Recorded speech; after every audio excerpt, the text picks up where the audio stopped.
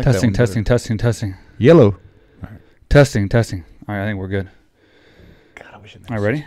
I think we're rolling. All right.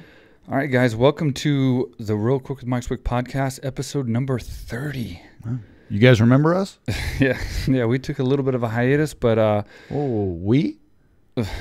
Well, we both did, but I had to. I took less of one because I did fill in with one podcast without you. How do you think that makes me feel? It was amazing. It was cool, man. It was weird, just like freedom of being able to like ask the questions I wanted, and you weren't butting in with your little puns and jokes. Oh, all right. Well, this will be our last podcast together then. No, it was cool.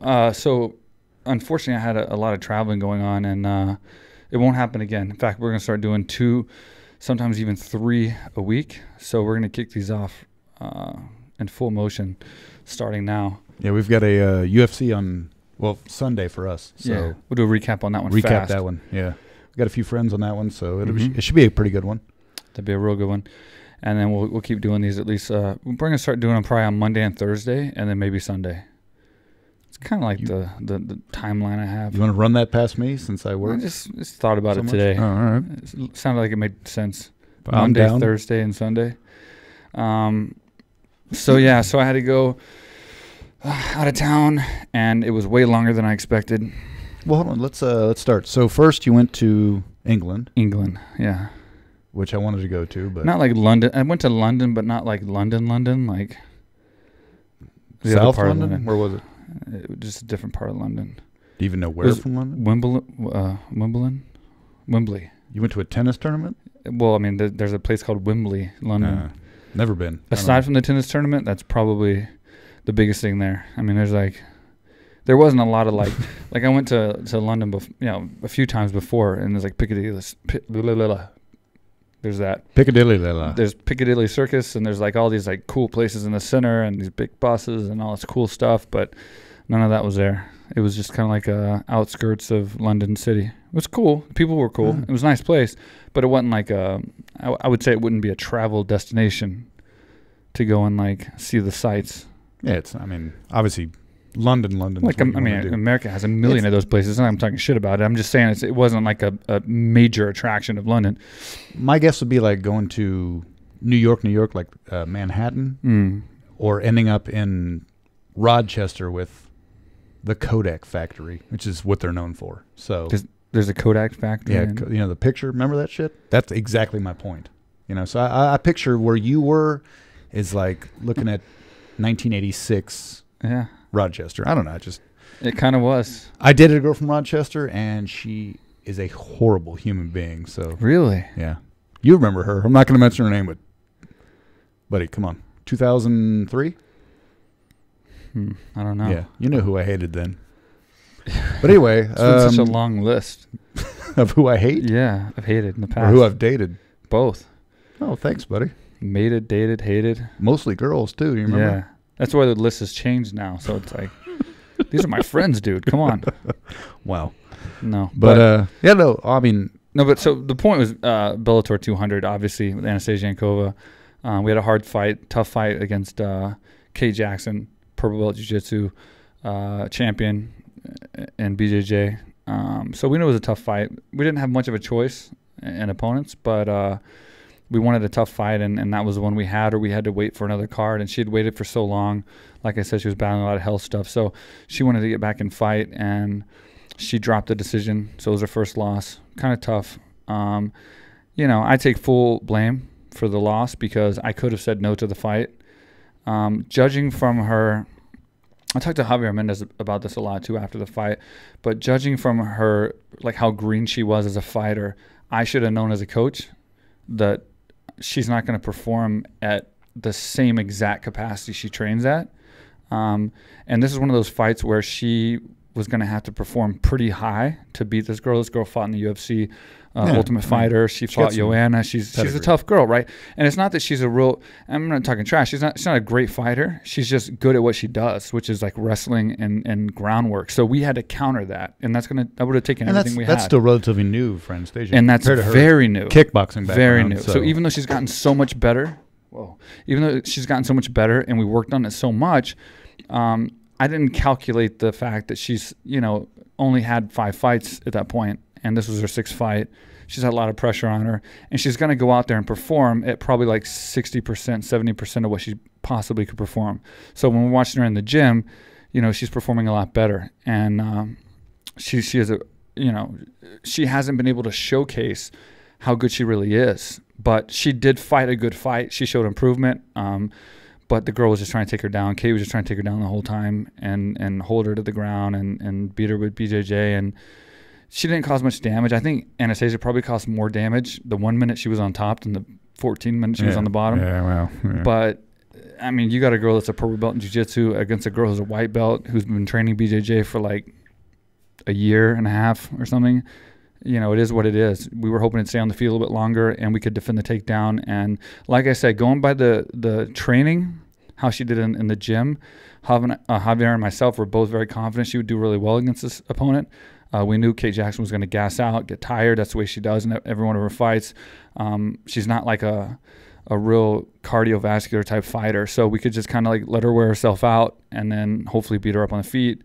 But she just stuck to the ground game, and it was a very dominant ground game. And so, she didn't get beat up. She was fine the next day.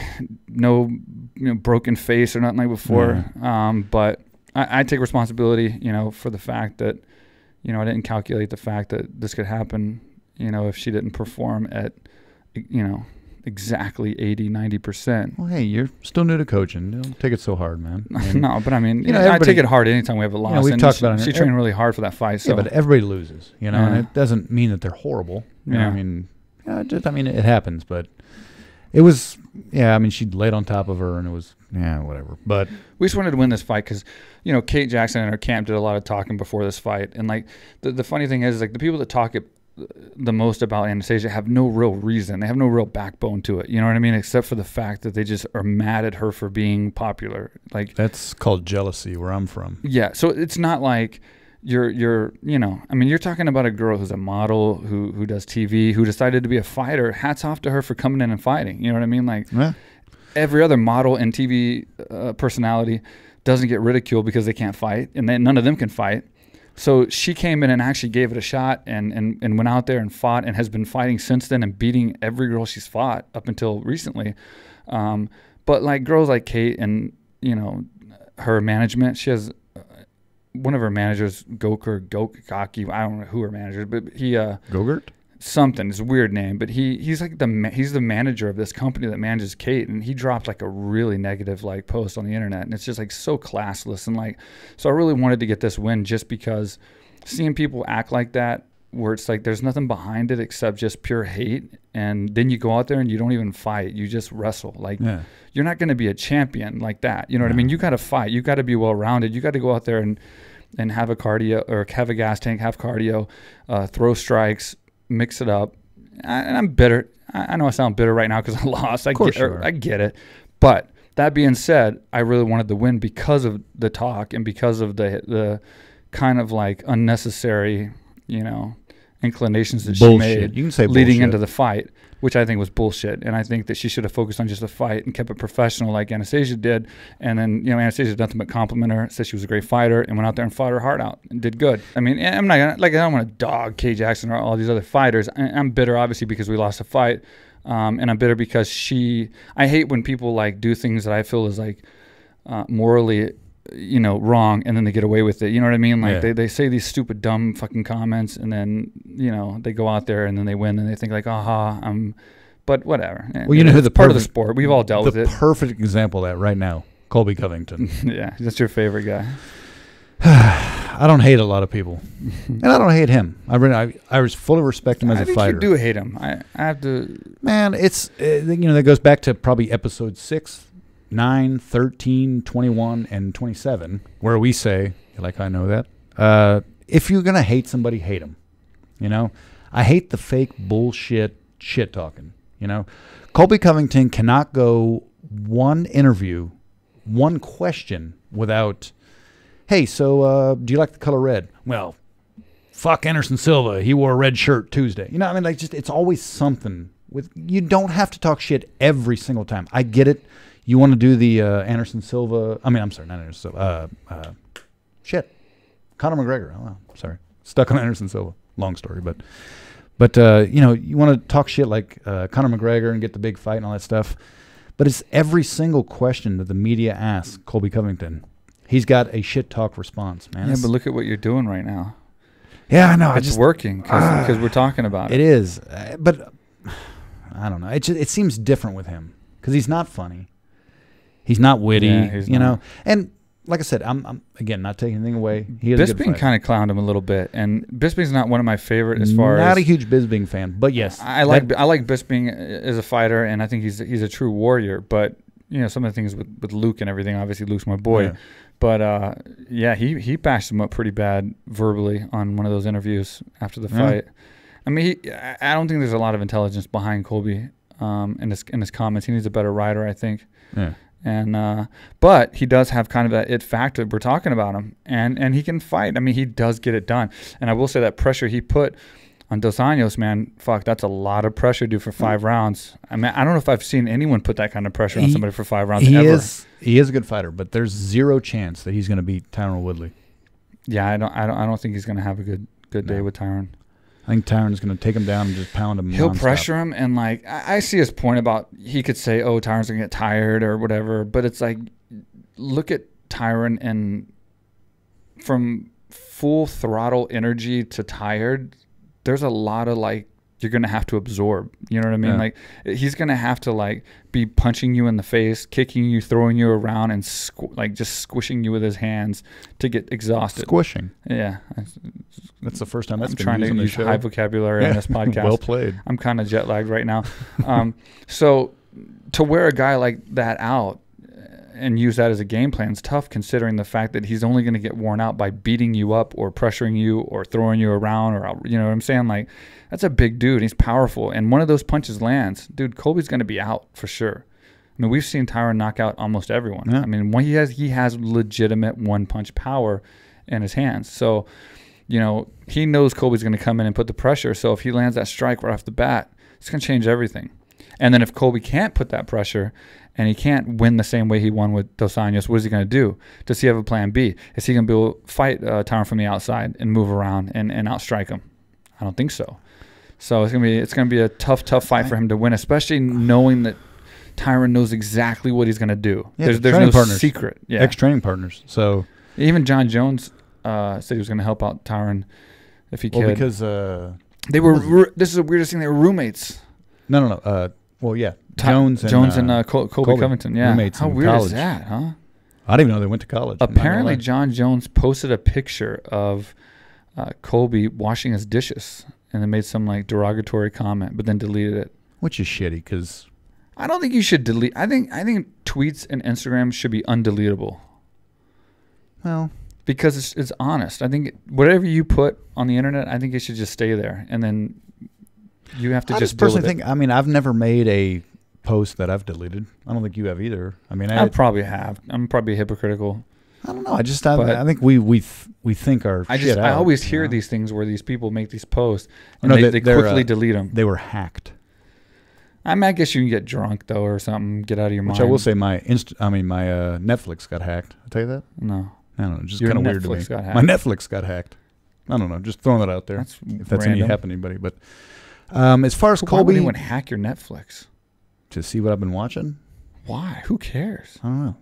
Wasn't my YouPorn account or anything, but I don't know. I'm not embarrassed about Netflix, but I will say it strikes me as odd. So random. I know, that's what I'm saying.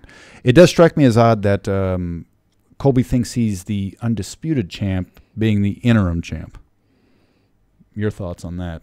Have you seen that? Well, I mean, Conor McGregor did the same thing. I mean, he said he was the champ before he was the champ in any of the champs, interim or whatever. No, well, yes, but he wasn't the interim champ. He took the belt right off of Jose Aldo's desk and wore it, and then told Brazil he was the champ because he's funny. I guess it's funny. where they differ. I don't know. I just all right, let's move into that. I don't mean to hate that guy, but yeah, you do, and you know what? You have your right to do so, and that's what's going to make him popular. And you want to see him fight. I want to see him lose. Yeah, you want to see him fight Tyron, don't you? No, I want to. We do. We all do. We want to see him fight Tyron. Yeah, we do. We do. Tyron's living the good life right now, though, because I know where Tyron was a few weeks ago. He's living the good life. We'll get into that later. Will we? Yeah. Where was I? He was at Dan's house. So we'll anyway, what was I going to say? Oh, yeah. Conor and Khabib. So Conor and Khabib, there's obviously all this talk about them fighting. First of all, I want to ask you, do you think they're really going to fight? They will. They're going to have to. You think so? For the right amount. I mean, you always want to say, how is Conor going to go from 100 million to 10 or 5 or 8 or He'll get 12? more than that. But then you got to also think about when you're looking at 0 or 10 million. Okay, 10 million is not bad. You know what I mean? And like he's getting 0. He'll never get $100 million fight again. Okay, think about it. Okay, so let's say you have $100 right now. That's all you have to your name. If I gave you 10% of that, $10, would you take it? I mean, just to have? Yeah, of course. Yeah, exactly. So I mean, whether you make $100 million or $10 million, he's given up 3 months of his life in training. It's well worth it. Trust me. But I'm just saying, now that I think he realizes that 100 million is off the table, that 10 million is more appealing than it was before. Fighting Khabib, I don't see too much being appealing about that. You got to admit, Conor's being awfully quiet about this. He's not talking all that fuck you, all that dumb shit he does. So because he knows it's not going to be in Russia though. No, it'll probably be in Vegas. I think it's going to be in Vegas. It's a real good thing that's not in Russia. Yeah. Well, because Conor wouldn't make it out of Russia. No, I really don't think so. I don't know. Maybe not. He can throw his little trolleys or whatever they're fucking called. I venture to say it would be more dangerous than Brazil, like going down there as a hated man. Yeah, because Russia's not as wild. And Chael Sonnen came out Brazil. Yeah, unscathed. Brazil. I mean, Russia's not as chaotic and wild and you know, as I guess the Brazil fans can be, but it's plenty dangerous in the old Soviet Union. I'd like to go though. I ain't gonna lie. If that was in Russia, it's a scary place at times. I ain't gonna lie. I'd hide behind you, but I'd watch the fight. Yeah, I would. Hide behind Khabib. I mean, why not? Dude, he's got an army around him everywhere he goes there, especially when he's in Moscow, man. He's just covered. But anyway, so yeah, we'll get back to so Bellator, you know, it was bittersweet. We had, you know, it was a good experience. It was a good fight against a tough opponent. She put up a good fight, lost by decision, and you know, I will say it was cool seeing Chris Pratt there and 50 Cent. I love Chris Pratt. Hold on. See, okay, now let's let them know that we text a few times while you were gone, but you never told me you saw Chris Pratt. Yeah, he was at the fight. Oh. They were all backstage hanging out and stuff. And you hung out with him? Yeah, but I didn't really talk to him, and I really wanted to. I've met 50 Cent a couple times, so it wasn't like as big of a deal for me to go talk to 50 Cent. So he was just like passing, and he was just talking to everybody. Chris Pratt, though, I really did want to talk to because I follow him on Instagram, and he's a funny dude, man. He's got a great personality. He's super happy. He's always positive. He's just the kind of guy that I could sit with for like 15 minutes and just like have a really enjoyable time talking about whatever. He's like me. No, but he's really cool. And so, yeah, he was there. And then after the fight, Anastasia was in her locker room, and Royce Gracie was looking for her and wanted to talk to her. So I brought Royce into her room, and Royce gave her probably one of the best post-fight speeches I've ever heard. It was really good, dude. Can you elaborate? Or? Well, if you go to my Instagram, I kind of like paraphrase it a little bit and put some of the quotes. There's a picture of Anastasia and Royce on my Instagram, and then I kind of like wrote some of the things that he said, but it was just inspiring, you know. He was talking. It was good, man.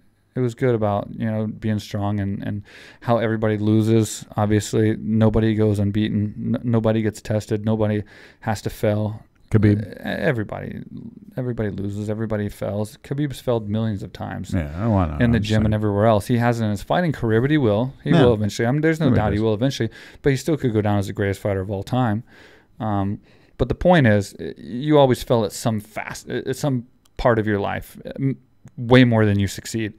And it was a really good speech. And then you're sitting there looking at Royce Gracie and your student. That's some high praise right there. High praise. And like, it was pretty cool, man. It was a cool moment. And, you know, she took it okay. She's a competitor. And like, again, she's not out to be a fighter. People think she's like trying to conquer the world, being the best fighter in the world. She's doing this for fun.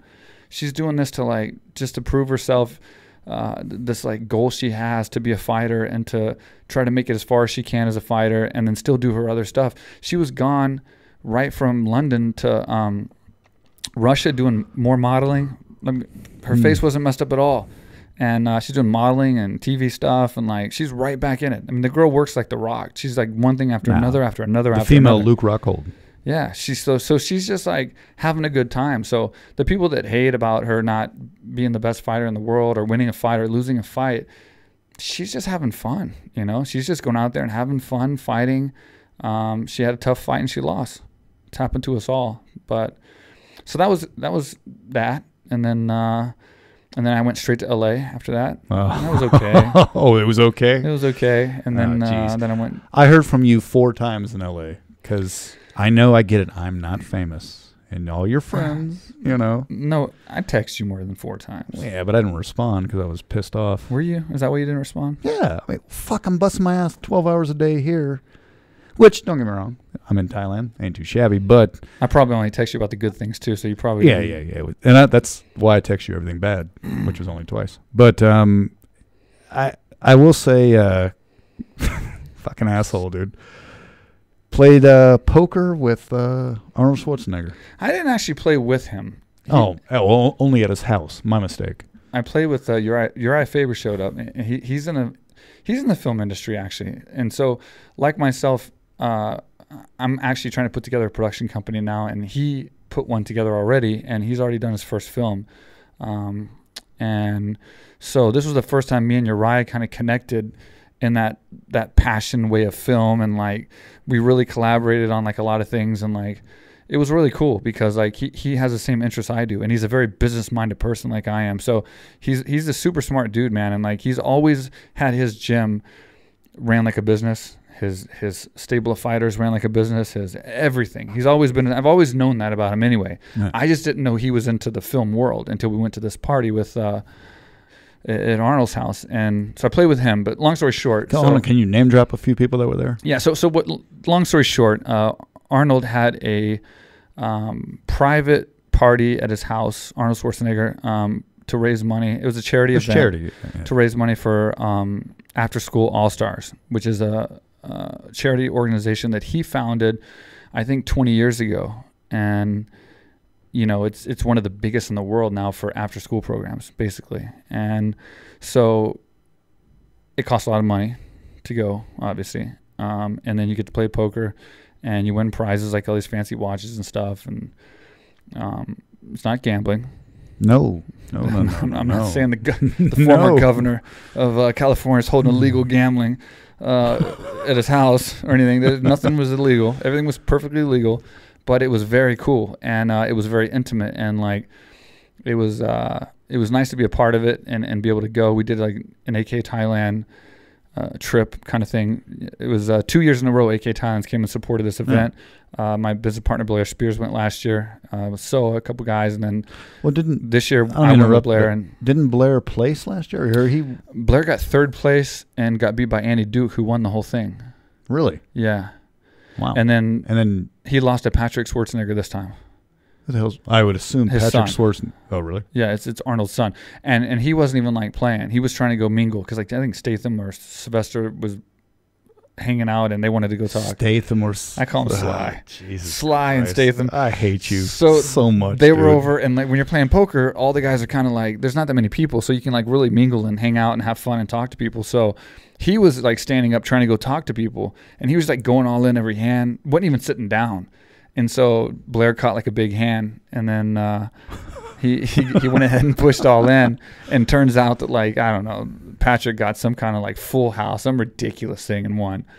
And I was at the table with Randall Emmett, producer, and he had just got knocked out or was getting knocked out, and then there was a girl to his right that I got knocked out by.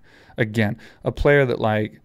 These players are so tough, man, because it's like all these Hollywood types, actors and producers and stuff, and then there's like poker pros mixed in that are paying to be there, which is so unfair. Yeah, and then people that are just like rich that are just like there to donate money and help and stuff. So it's like myself. You can't really read people very well, and they're doing all this random, crazy, sporadic stuff. And so I got moved to a new table, and I had a great hand, had top pair, flush draw, had to keep going. She was raising, it seemed like she was trying to push me out, which means she probably didn't want me to stay in, right? And then she ended up having 2 pair on the flop, and I never caught my flush, so my kings weren't good. And do you ever play my favorite hand? Bow out. That wins every time? Jack 7. You remember I that? never got Jack 7, no. I didn't make it that far, man. I didn't make it anywhere close to a Jack 7. Wow. It was like the first, I went through one break and that was it. And then I was out and I was mingling. But I will say one thing. So Sylvester Stallone was there. It was really cool. He was there with Avi Lerner. Avi Lerner is the executive producer of like every major film, Expendables, Rambo, and they're doing a Rambo 5. Oh. Spoiler alert. Are you in it? I wish. I hope, because I did try out for Rambo 4. In New Orleans, right? I auditioned for Rambo 4 in L.A. at their little like Rambo trailer. And, Rambo trailer. Yeah, I didn't get the part. Dana sent me, and I didn't get the part as a mercenary, one of his mercenaries, the main character. Come on, I've never acted in a film in my life except Beatdown, right? Which, by the way, guys, check out Beatdown.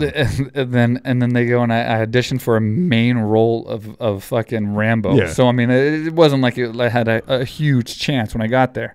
I didn't get it.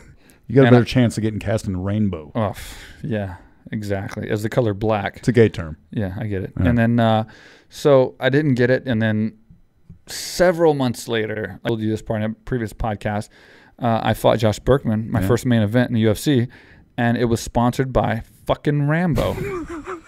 So hey, you're the main event. I'm the main event. So it's pictures of me and fucking Josh Berkman everywhere and Rambo, the fucking movie. But buddy, look at this and way. Sylvester Stallone is sitting front row with my family. He paid to have his movie on your main event. So yeah, look but at it was way. bittersweet for You me to showed try to him. focus on my fight when I was just like, fuck, I wanted to be in this movie so bad. It was filmed in Thailand. Oh, I didn't know and that. I grew up watching Rambo. And it I really thought, fun? when you go to an audition, for those of you who haven't went on an audition, probably a lot of you because you're not actors or want to be, I would like to be, but it's not like I pursued it very much. But when you go on an audition, you kind of have a feeling you might actually get the role. There's like a part of you that says, I nailed it. Yeah, or you wouldn't I be got there. it. Yeah. So when you think you might be in Rambo and then you're not in Rambo, that sucks. And so I was like trying to beat Josh Berkman, which I did, but I think I beat him more so I was angry because fucking I didn't make Rambo. And hold on. It was a decision. Sylvester Stallone was there, Right. so yeah, I was going to talk to him about that, but we didn't really get that brought up. Sylvester Stallone was kind of business at this party. I'll be honest with you. He was real cool with everybody and talkative, but he was short-lived there and kind of business. Jason Statham, amazing as always, dude. And Wait, he was there too? yeah, I ran into him, shook his hand, and he remembered me your from Yaya Island here in Phuket when you're on his other movie set. he was filming Resurrection, and I came to the set. And, you know what I like about that? Hold on, before you do, is the guy who took you, Lynn Oden, who took you to that, because you said you couldn't take me, but then he asked me. Lynn was like, "Hey, how come you didn't come with us?" I didn't say he couldn't take you. Oh yeah, you did. You had to work. Maybe I have to work. It was like a busy day. Okay, all right, that's good. That's good. I like that. Thanks, buddy. Jesus shit. Oh yeah. Well, okay. So no, because Lynn wasn't the coordinator on this film. It was How it did was you? Jace. So he couldn't have approved you to go. Then why was okay? Then why? Jace said that you can come on the set, as my guest, but that's it. And Okay. I said okay. And I took a fucking longtail boat by myself. Yeah, of course, by yourself. A wooden boat all the way to Yao Yai Island, which is off the coast of Phuket. It's like 2 hours by myself. You wouldn't have gone without your. I you're asked. such a dick. No, Lynn came in because he wanted to meet Jessica Alba. Lynn was in the movie. And he had a part with Jessica Lynn was Alba. in the movie. Yeah. That's why he asked me why I didn't go. He's like, "Oh, He didn't have a say, though. He was just in the movie, and he wanted to be with Jessica Alba, so he came, he flew in, hung out, and we did the AKA Thailand thing, and then we went out there. So, anyway. What about the dinner with Vanderlei Silva? I was invited to that, but yet. Okay, but listen. So here's the thing. So I get to Yao Yai Island, and okay. So when you're on a set, I guess like the talent and the staff don't mix very much, right? Like you can't really talk to the actors. So Jason Statham doesn't get bothered. He's like, you don't bother Jessica Alba, Jason Statham, all these people. You don't bother them. They're segregated, right? So all the staff that was there are all crew members. I was the only guest on this island. So I was the only guest on the set. So I was the only person they could talk to. So it was pretty cool because I was like sitting by the water and you know, I talked to Jason, and we talked about fighting and UFC and stuff Jason. like that. Oh, Jace, I'm your just buddy saying, or whatever? Well, Jace too. Well, Jace made the connection because Jace is his stunt double. Jace Day, is that your buddy now? Yeah, Jace is a stunt double for many, many films. No, I know. So he's the one that brought me I know on. you know him, but I'm talking about Statham. So he brought us in, and he had already been talking about the gym and me, that I was going to come and everything to Jason Statham. I'll say Statham.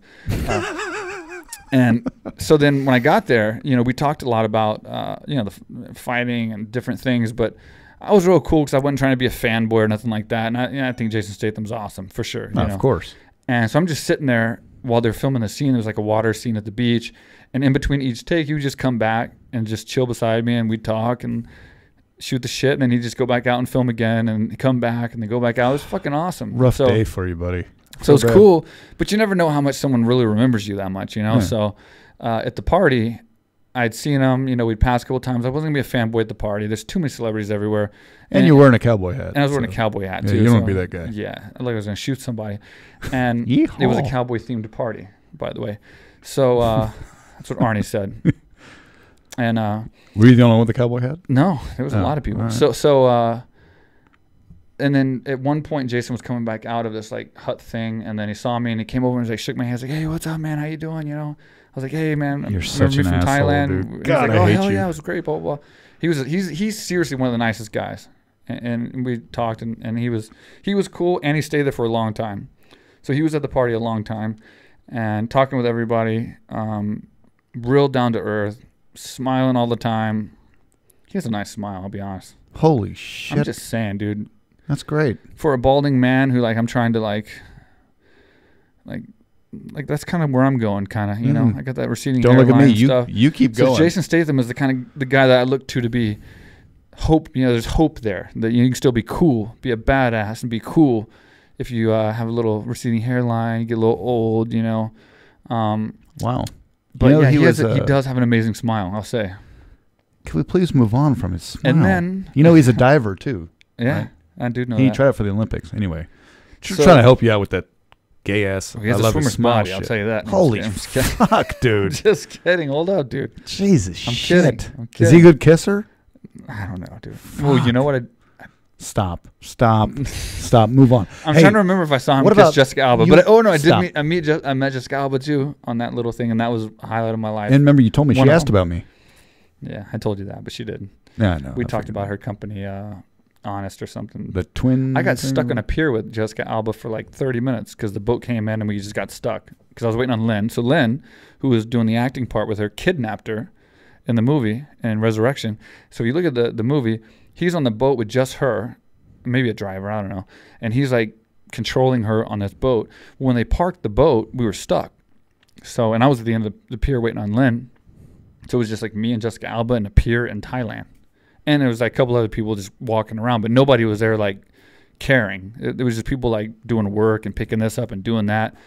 It's like, hey, how are you doing? Yeah, what do you say to Jessica Alba? I don't know. She was cool. She was a cool chick, but well, I'm going to backtrack just a hair. You know I'm a fan, and nobody's going to agree with me. Not agree. I mean, he's a good guy, but I'm a Tom Arnold fan. I was going to get into him. Yeah. I actually am. I mean, I know you hung out with Arnold Schwarzenegger, Arnold Chong, but I'm a big Tom Arnold fan. Yeah. So if I mean, did you even tell him I said hi? Or no, I didn't. You really fucking went to bat for me on this trip, dude. I will say I appreciate that. He is one of the most down-to-earth, really, really cool guys. I probably talked to him the most of anyone. He was kind of the like, almost like the host of the party. He always had the mic and was like telling people what to do and like where the events were, and he helped do the like raffle for like the prizes and the auction for the different events and packages that they were giving away that people donated and stuff. But he was really, really cool, and when you started talking to him, he just had so much to say. So he wasn't one of these celebrities where you say something and then the subject gets dropped and he's like, okay, and he takes off. He brings up another subject, and then you just keep going. So it was really cool because we just sat and talked. Which, I don't know, I guess it'd probably be your window where you bring up that, hey, my best friend likes you. He's a fan. I didn't know how much of a fan you were of Tom Arnold. You named me every celebrity who was at that party, and what's the first name that I sent you? I don't remember, dude. Tom Arnold. This is where it's going with this. You text. That's all right. I know you don't pay attention because I don't have a blue check. Come Fucking on, man. unreal, dude. No, dude. Unreal. Hey, it was for charity. Buddy, sometimes you got to do things for charity. Okay, then throw me a bone. Yeah. Well, next year. What are the odds of us getting any of these people on the podcast? None.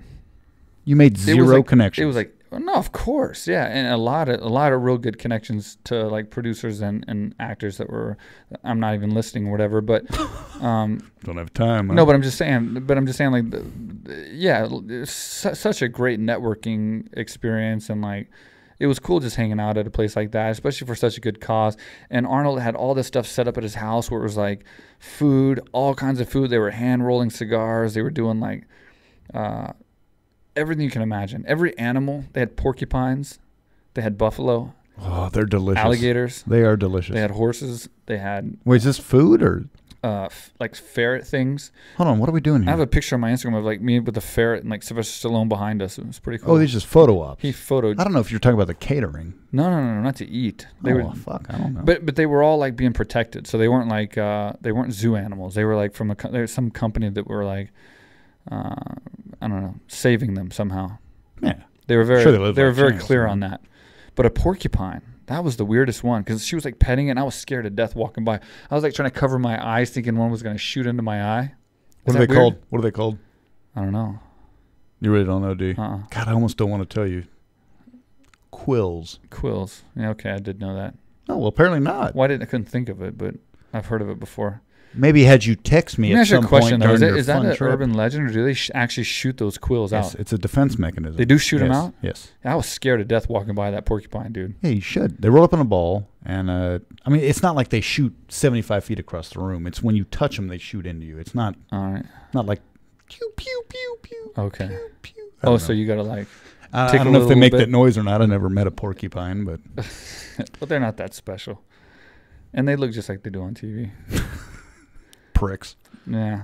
Pricks. Mike, see what I did there? I get it. Right. So, anyway, it was a very intimate setting, and I want to give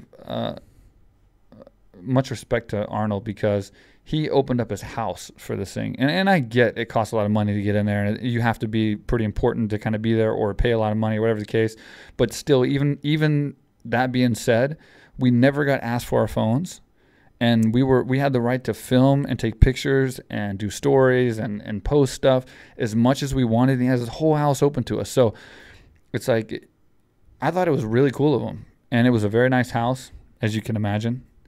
Getting in there was ridiculous. The Secret Service and then bodyguards. There was like four. He does that Secret Service? He was an ex-governor, huh? There was like 4 checkpoints getting in there. It was so tough getting in. Yeah. And then we finally got in there, and there's like a big fucking buffalo waiting there when you get out of your car. Like a live buffalo. Yeah. And then you get past the buffalo, then they give you like a little bracelet to go inside, whether you're playing poker or not. And then you walk inside, and and then Arnold's right there. He's like, hey, shakes your hand, you know. And my end with Arnold was, I didn't talk to him then because he didn't recognize anything. Not that he should have, but I just shook his hand, did the photo, whatever, blah, blah, blah. But then later on, we were in the same area together. There's like this tent where a lot of the guys hung out at. The gym. It was like this old tent. Soul was there. And we were all hanging out. And then I said about my manager, Dwayne Zinkin, because Dwayne Zinkin, my manager, longtime manager, my whole fight career. I remember him. He's very prominent in Fresno. And his family, like his grandfather, invented the very first cable pulley system for a weightlifting bench. So it's like the Universal or whatever. Well, like 19... It was, yeah. What are we looking at? They invented that technology. 50s? Yeah, they invented that technology, the Zinkin family. So basically, all these cable things you see now, they started that whole thing, sold the rights, made a ton of money, and then they bought like a ton of like real estate in Fresno. I mean, Zinkin has his own plane, and he's been my manager for like 15 years or something. Yeah.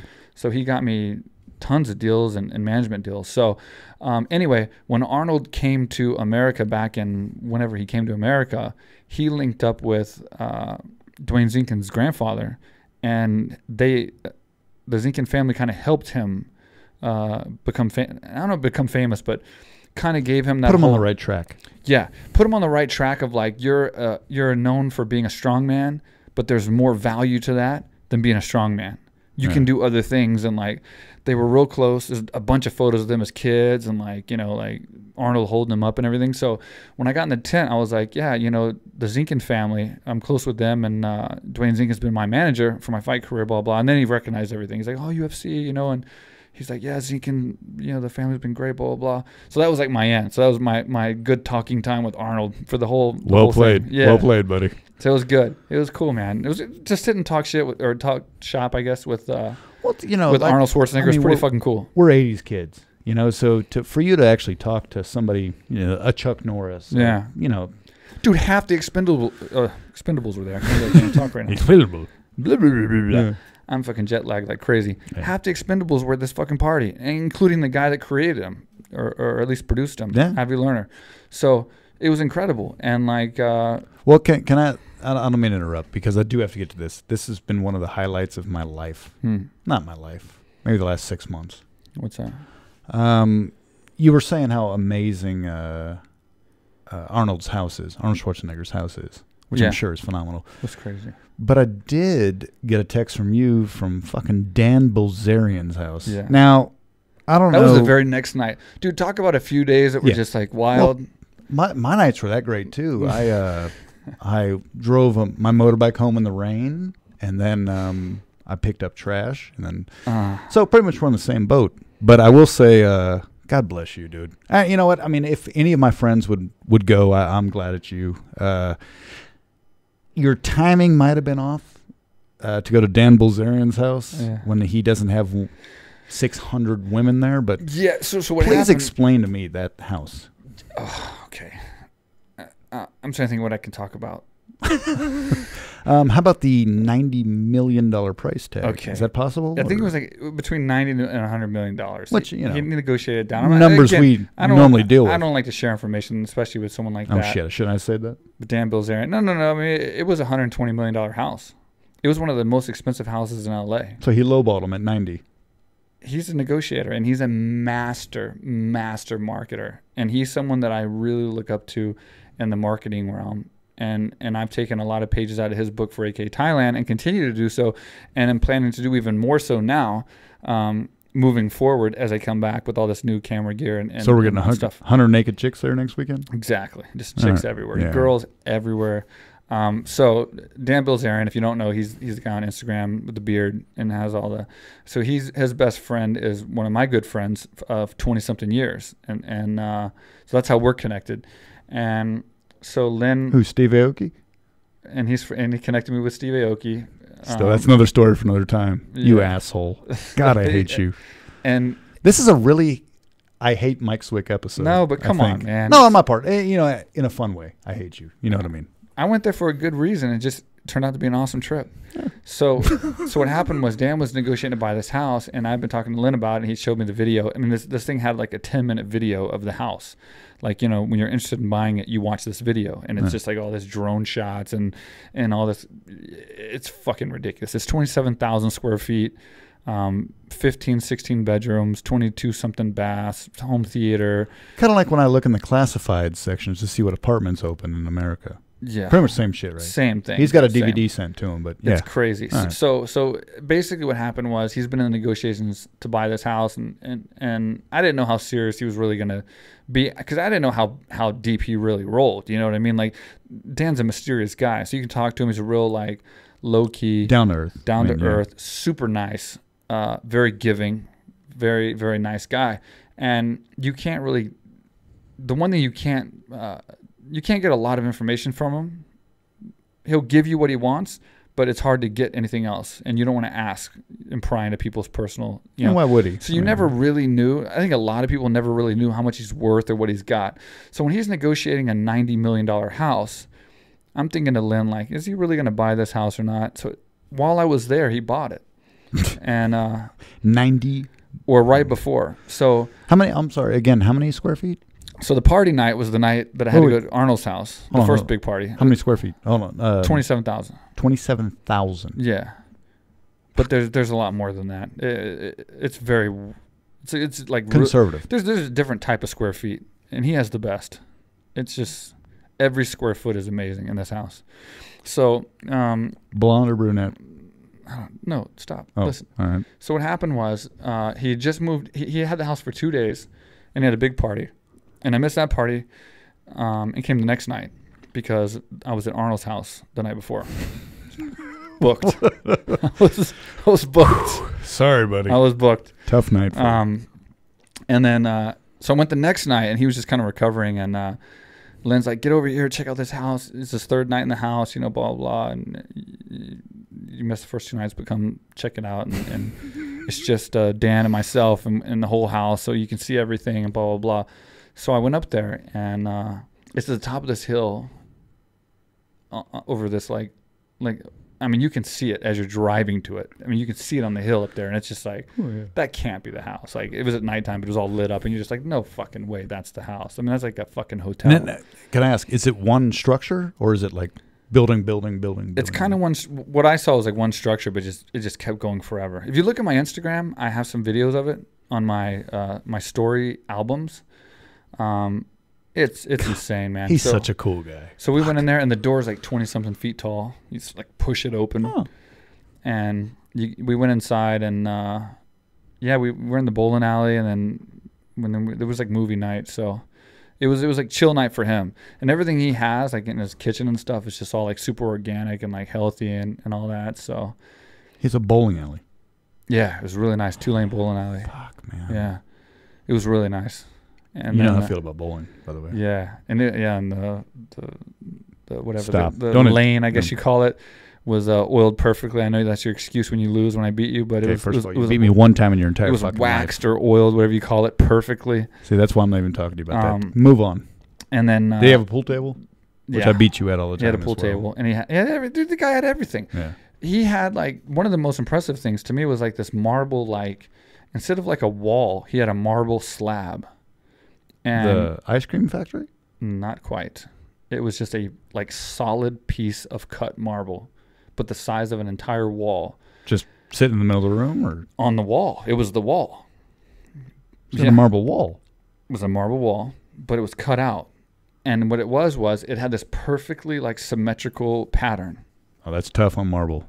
I know my marble. And it was so big that it must have been like, I don't know, tens of thousands of pounds to get this thing there. So I mean, the cost of just buying this perfect marble like fucking thing and having it shipped in and placed on the wall, I mean, that must have been an enormous cost. I mean, this guy spared no expense in building this house. Can I ask a stupid question? Because I've never rolled this deep. Does in a house that big, do you have more bathrooms or more bedrooms? 22 bathrooms. 22 bathrooms. Or do you know how many bedrooms? No. 22 or 26. I can't remember. We didn't go to every bedroom, but I think he had 15 or 16, and they were nice. So every bedroom was nice and had nice showers, nice everything. It was like a king size bedroom for anyone. Any other normal house, it would be like a king size bedroom. He had like 15 to 16 of those, and then how many pools did he have? Oh, the pools just turned into other pools. If you go to my Instagram again, you can see the backyard. How have I not seen the backyard's on top of the house. It's so fucking confusing to try to describe this thing. I've never seen nothing like it. So the whole roof of his house is in layers. He has an elevator, by the way. Oh. And it's cool because they'll tell you which floor you're going to and stuff. And when you're in a house. Hey, I'm not going to lie to you. Every elevator tells you what floor you're going to. But when you're in a house and you push the button, it's like level 2. Oh, level they don't 3. tell me. It's kind of interesting because you're in a fucking house. It's not like you're in a hotel or you're not in a business. How long did the tour take? 45 minutes. For a tour of the house? Yeah, he walks slow. Fuck, man. He's a very just very slow walking dude. Well, and we're talking, having fun the whole time. But it was like 45 minutes, and like we didn't even see all of it. But the whole roof is like pools and jacuzzis all mixed in together with like light shows. He had like a Bellagio light show in his pool. Fuck. I'm telling you, it's crazy, man. Is there any chance of us getting him on the podcast? Yeah, he said he's going to. He wants to do it, right? Yeah, he said he was going to. He said he was going to do it a long time ago. Remember I told you? Well, I mean, after he got his business started. He said after he got...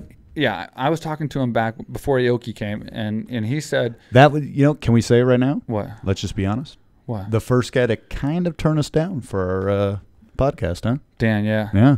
Thanks, Dan. Yeah, but this was the very, very beginning, and he was going to wait till he got his cannabis company going. Oh, I don't know. And so that was his thing. And he was doing the stem cell stuff, whatever, blah, blah, blah, blah, whatever. Did he ask about me? Anyway, no. And God damn it, man. And whatever. But he, so long story short, so now he's got the cannabis company, and it's called Ignite, and it's he's gonna be the biggest drug dealer in America. Wow. Completely legally. I don't know if he's going to actually put that on his business card. Well, I will say this. When they put him on the Forbes list as a billionaire, it's going to say marijuana. He'll be the first guy in the world. It'll say drug dealer on the Forbes list. So you got inside information, huh? You breaking news right now? No, I'm telling you, but that's essentially what you are when you're in the cannabis business. You're making and selling drugs, and it's legal, so you're fine. Oh, I'm familiar with the terminology. But instead of pharmaceuticals, it'll be probably considered marijuana or drugs. So he could possibly be the first guy on the Forbes list, the billionaires list, listed as a drug dealer or listed as a marijuana dealer, whatever. That sounds dope. Yeah, but it's crazy. Too early for that. I mean, he has a huge company, and this whole thing, this whole house, this whole like lifestyle is like it's a marketing machine for his company, and it's just brilliant, man. It's just he's really, really smart. And just like I said, really cool guy. So yeah, he's always, from what I've seen from the way he talks to you. I mean, obviously I've never talked to him. I'm below him, below you dude, now. Nobody's below him. He's super nice, man. He's super cool. I'm not afraid to admit it. No, that guy does shit that I'll never even I can't even dream about. But he had a wild party, dude. I bet. There was like Marshmello was there DJing. He said there was over 450 girls and 30 guys. I can't even afford the treat of the marshmallows, the actual candy treats. So yeah, Chris Brown was there. French Montana was there. Can't beat that. Tyron Woodley, obviously. There's a bunch of other people there, but so it must be weird to like be a celebrity, like Chris Brown, for instance, or any A-list celebrity that you can imagine that would go to his house because they're all going there. It's the place to be right now, in Los Angeles. And you went there by yourself. Think about that, buddy. But to go into that house and like know that you can't even afford a house like that. Like there's no celebrity that can afford that house. Very few celebrities. Again, Bill Gates, maybe. I mean, but I'm saying like actors and actresses and singers, very few of them can afford $100 million house. So it's like, imagine that you have a party and you have celebrities coming over and they're looking at your house like, fuck, this is crazy. Yeah, but there's clearly a plan in place because you don't want to live in this house. Well, let's like this is the first house I've ever been in, and you know me, I got nice taste, dude. I'm like an entrepreneur and I want the world, you know. But like this is the first house I've ever been to where I was like, yeah, this is too much.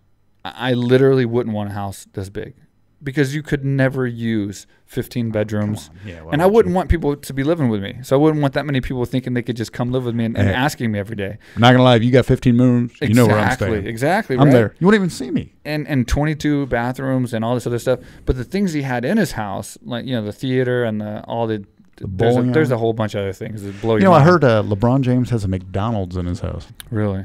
I know. I'm just throwing that out there. I mean, how cool is that, by the way? That's pretty cool. Well, again, maybe I just want to reiterate. I do. You were gone for 22 days, roughly 23. I don't know. You were keeping track. That's sweet. That's very sweet. Yeah, at work, I had to give you fucking numbers every time. But dude, was I not working the whole time though? I'm always checking numbers. I'm always finding out how things are going. Did I work all the time? And it was great. How good I was very, very pleased with how things were going when I was gone. I'm gonna open up my own gym. But I do feel bad. AKA Thailand's doing amazing. I will say that. Yeah. It's continued since day one, growing and getting momentum. And we're having some of the coolest guests. And I couldn't have been more happy getting the updates, dude. And that made my trip even better. Yeah. So thank you. And you know what I'm saying is, yes, it's cool to have the celebrity guests, the fighters, all the actors and all that stuff. But we have had some really, really just down to earth, and I hate to say this, lack of better terms, regular people. Yeah. I mean, some of the ordinary people. Some of the students that have been in there, I've known them 3 weeks, and I don't see myself not being friends with them long term. Yeah. So you're friends with everybody, though. Well, I mean, they're friends with me. I mean, come on.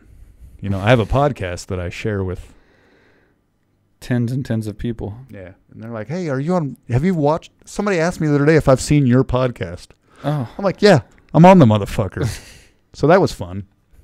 Yes. Oh my God. Yeah. Hey, have you watched Mike's podcast? Yeah, I've seen it. Fucker. How cool is it though? Because I've seen it already happen when people come in and they're excited to see you. I hate, dude. From the podcast, you must love that, right? I deep down I do, but I hate taking pictures with people, man. Because I look like a fucking dick clown, man. I just stop.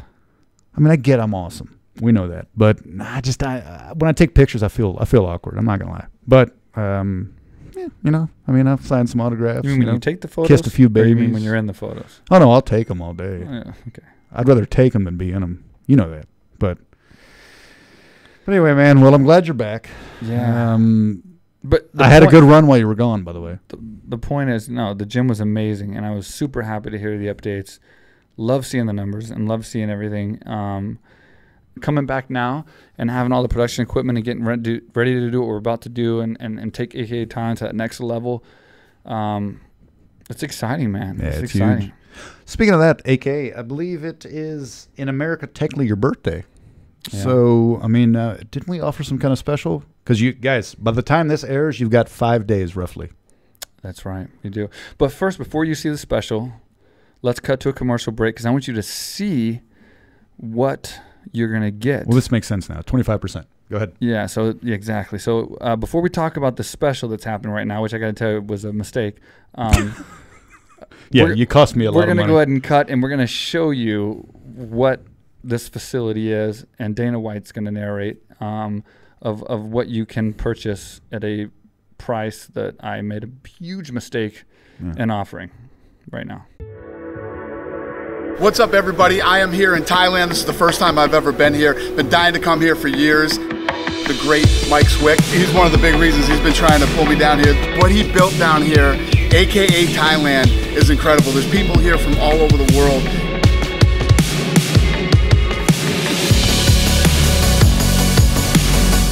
You can train mixed martial arts here, jiu-jitsu. They have weightlifting, they have cardio, and obviously they have Muay Thai, boxing, everything.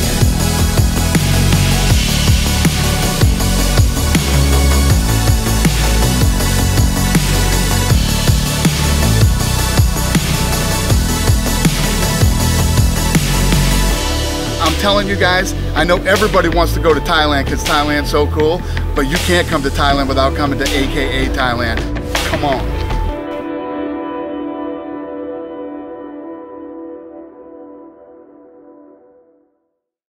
Okay, so there you go. So that's AKA Thailand for those of you who haven't seen it. My favorite video. And we are growing so fast, adding so many things. Since that video, we have a basketball court. We've already made some improvements, and we're continuing to improve every day. Believe it or not, we've gotten cleaner since that video's been there. Yeah, we've gotten cleaner, and we've had more drone shots but anyway, more air conditioning. It's so cold. I'm cold now. Yeah, just thinking about it. The purifiers to kill all the bacteria. So anyway, but the thing is, so yeah, it's my birthday, or was my birthday yesterday, and in Thailand. Today is technically your birthday in America. Oh, don't get them, because by the time this posts. Yeah, so. Do you not know how the time works? If you want to guess how old I am, you can leave a comment below. And don't look it up, just guess. 50. Just make me feel good. How old do you think I am? And I look or whatever. Older than Mark. I'll read, and you'll make my day, or I'll leave you a shitty comment. But so I went ahead and went on Instagram, and I made because we did a 20% discount. Which we shouldn't have even done. In May or something. Yeah. And oh my God, we got swamped with with people wanting to do this 20% discount. So I figured, I'll do another one and just do it for a week and just see what happens and see if the excitement's still there. And you know, it's a low season now, and it's Guess still who's great, taking the brunt of that? But yeah, and I accidentally said 25% instead of 20. So we have to honor it. Yeah, so we have to obviously, but so this is the biggest discount ever in the history of AKA Thailand. And I answered 61 emails today, so thank you for that. On top of my 10-hour shift, I appreciate this. And on top of doing this too, so yeah, sorry about that. So thank you, buddy. The thing about it is, so I said it would last for a week, and I think we did on Tuesday. So you have until Tuesday, June 26th. Am I correct? You're the best at dates. Yes, you were walking. I believe calendar. I asked you that before. Yeah. Walking calendar. There, you're nice. So until June 26th, if you order, well, actually don't order online because you get 10% off. You got to email me first. Him because he loves these emails. But I have to walk you through it. So. Email him at info@aktown.com and ask to speak to Mark if it's not him already, or one of our other customer service representatives.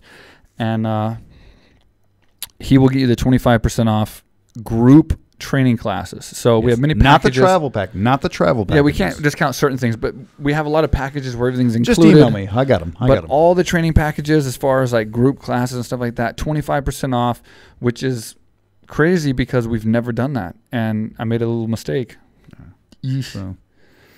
But, hey, Hey, hopefully the people all come now. They will. They've been in high season. We were at almost capacity. We're having to build a bigger gym this high season. So yeah, we're expanding. Hopefully not everyone buys all this now and they come during this high season. He's got to go to the bathroom. Hey, buddy, this ain't like a Joe Rogan podcast where you got to like fucking sit for 2 hours.